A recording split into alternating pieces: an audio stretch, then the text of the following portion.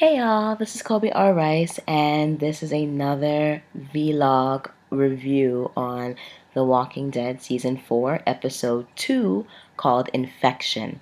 Alright, and some of my first thoughts, as a side note, all of these reviews are going to be semi-spoilers because obviously if I'm talking about a particular character and how that character played out within a particular event, clearly that's going to spoil it for you. So just be aware of that, okay? But I'll let you know when a spoiler is coming up. In any case, first off, I really enjoyed this episode for a variety of reasons. I think that it had really very little to do with the actual zombie attacks, but more to do with the fact that we are essentially within the prison ecosystem right now. We are being taken back to what it must have been like at ground zero, right?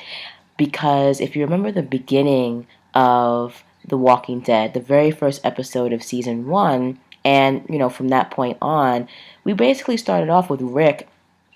He was an established character. He had gotten wounded in a gunfight or whatever, got sent to the hospital, and then he wakes up like maybe weeks or months later. I don't remember the time frame, but he wakes up later, and the world has already gone to fucking hell. Right? It's just insane. We have no clue what has happened. It's just zombie apocalypse and just cray crayness happening. And while that in itself is kind of scary and jarring and shocking in and of itself, I think that the infection and how it spreads and the initial panic and fear and just general lack of knowledge of what's going on, I find that to be far more frightening and much, much more horrific than actually being eaten by a zombie. I mean, there is nothing worse, in my opinion, for human beings' health, both physical and mental, than having a freaking epidemic that we have no clue how to cure, that's just tearing through individuals quickly and viciously. All right, in this particular episode, people aren't just coming down with the cough and then falling asleep and not waking up. They're literally suffering, bleeding out of all their orifices, and it happens very quickly. And when they die, it's pretty horrific. You bleed out of your eyes, you choke on your own blood, and that's really scary. It's like a crazy strain of Ebola or something going around, or the bubonic plague. Although the bubonic plague didn't really deal with blood, it dealt more with the buboes, which are like huge sores and welts that are filled with pus, and it's really painful, really disgusting. But the point is that with this plague that's happening, people are pretty much scared shitless. They have no clue how to treat it, and you never know who's going to be next, and you don't know how to properly quarantine yourself so that you don't get sick. And sickness means certain death. There's no treatment, as I said before, as I said a million times already.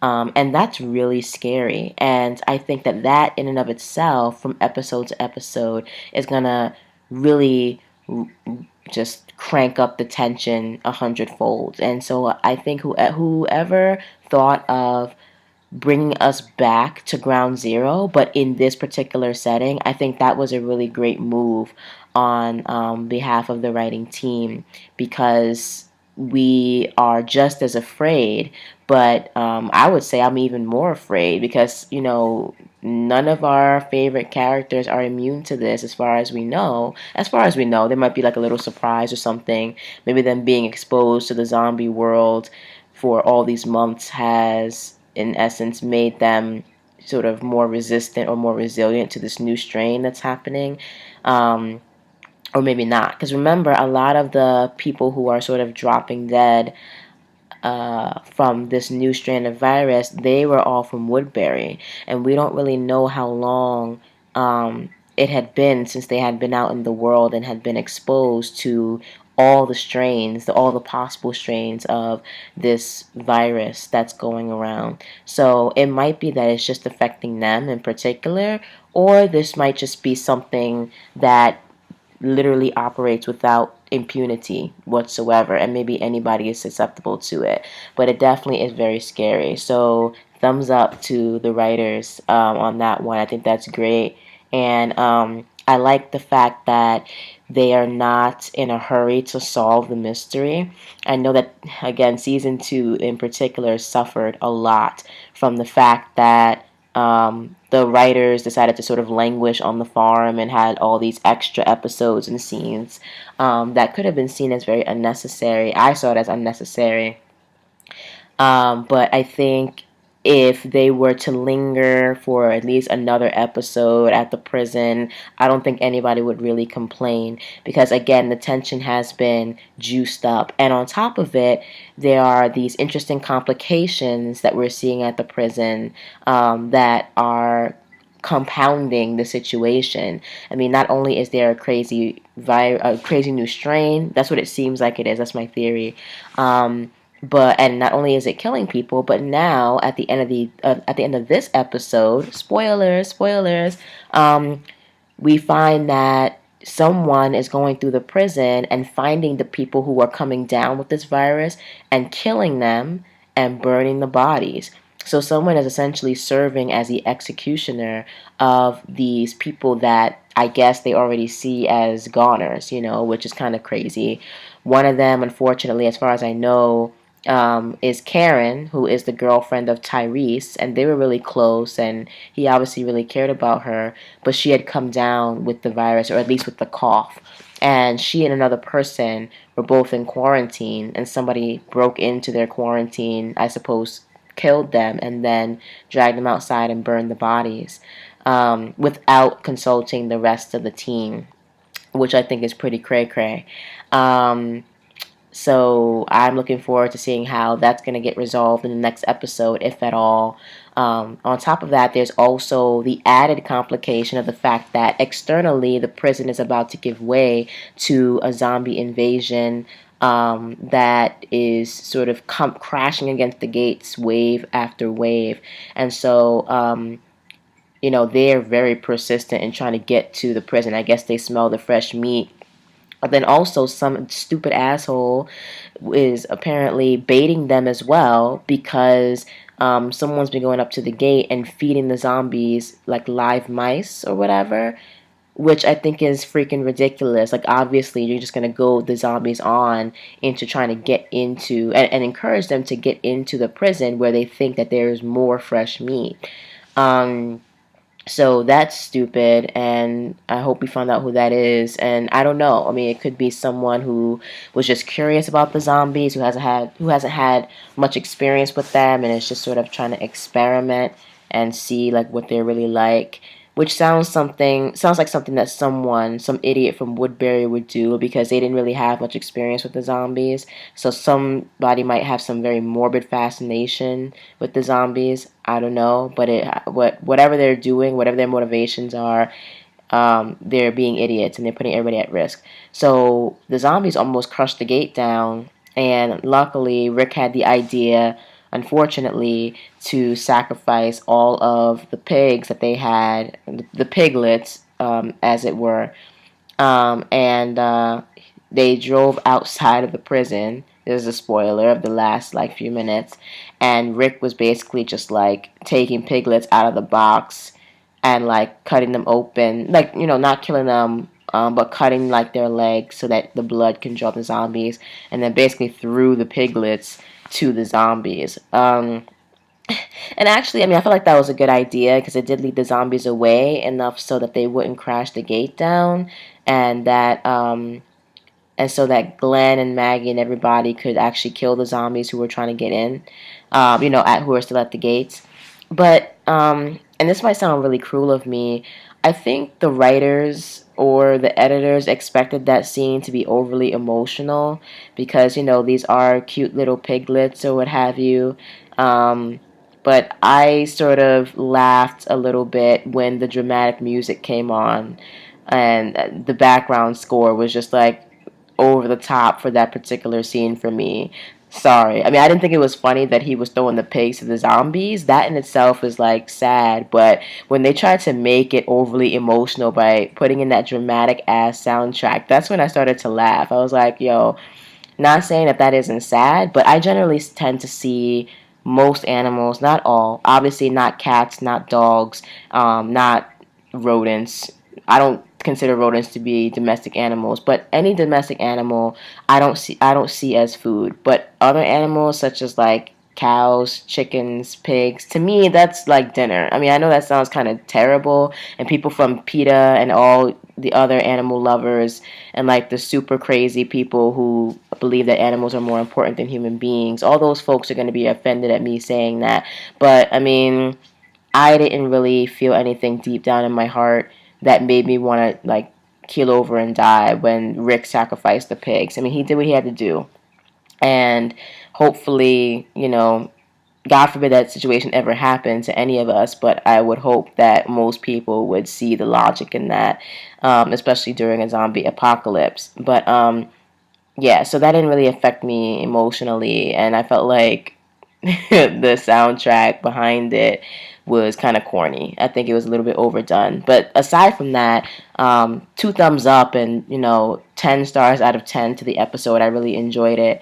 The suspense was great. Characters were the same, pretty typical. No one really folded or buckled in the episode.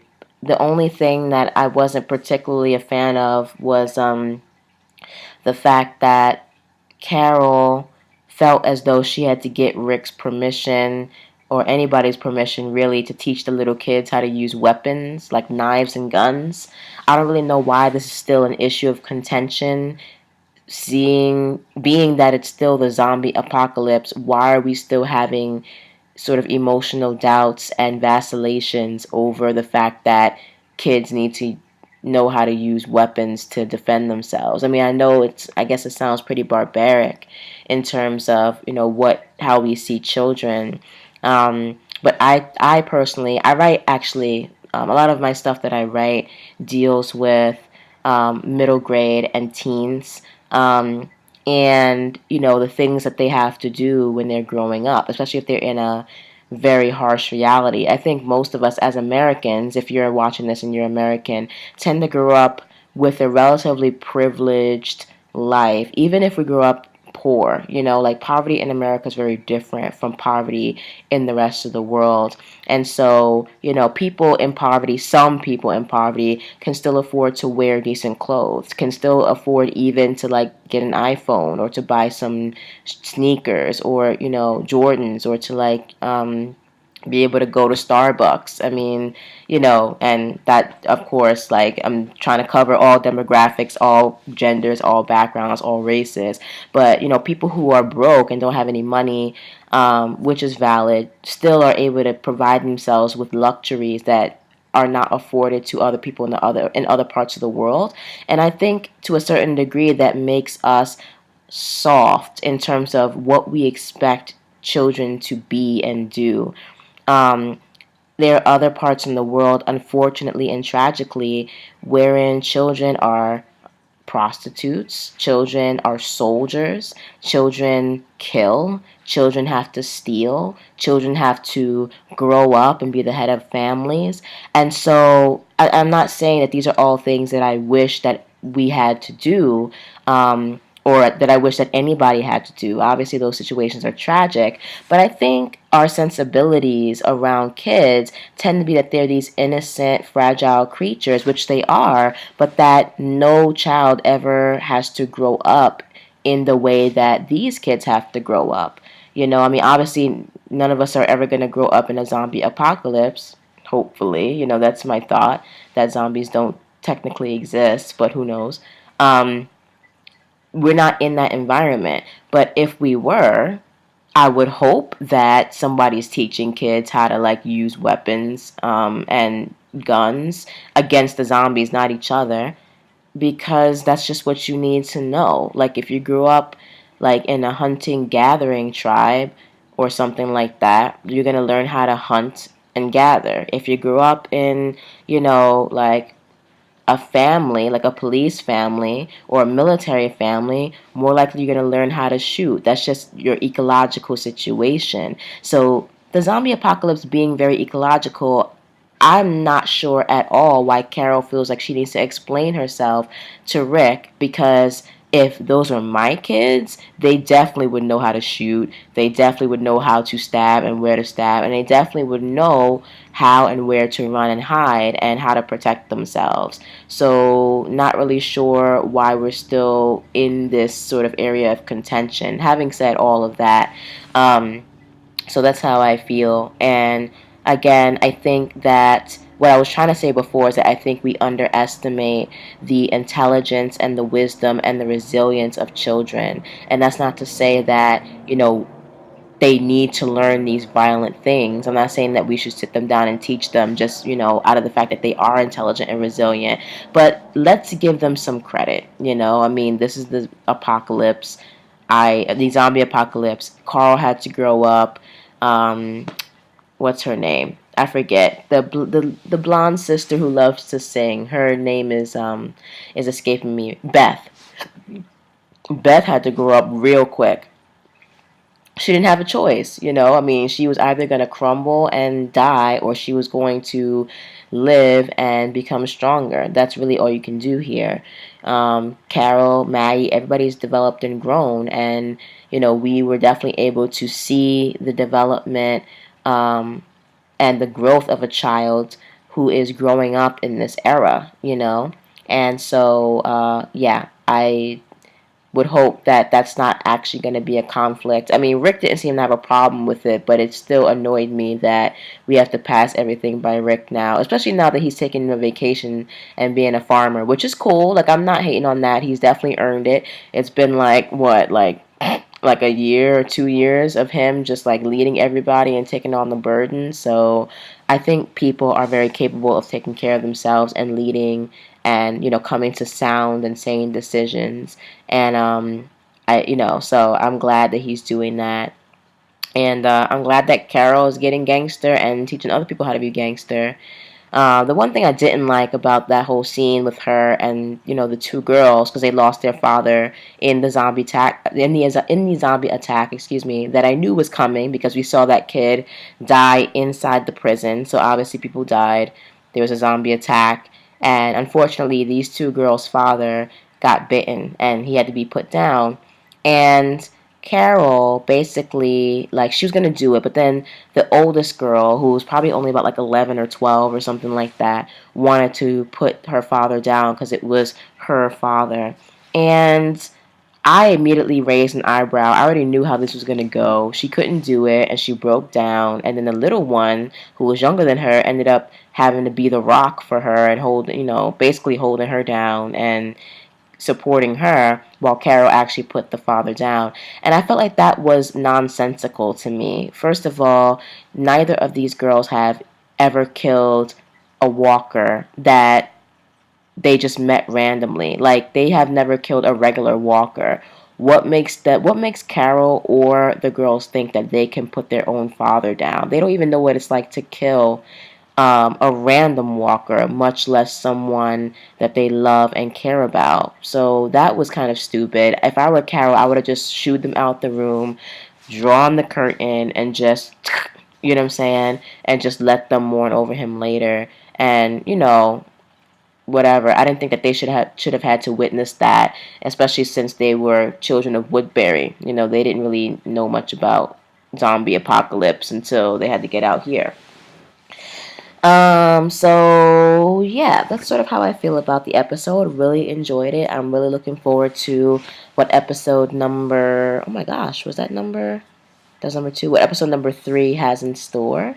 And, yeah, I'm pretty pleased thus far. I think the writers have definitely found their legs. They found them in season 3, but you never know how certain TV shows are going to develop. Sometimes the networks or the cable networks get too involved in trying to keep the series hot, and the non-writer opinions start to get involved, and that's when things start to get screwed up. So I'm glad that things are still on the level, and I highly recommend it. So if you haven't seen The Walking Dead, the pilot or the second episode, Infection, watch it.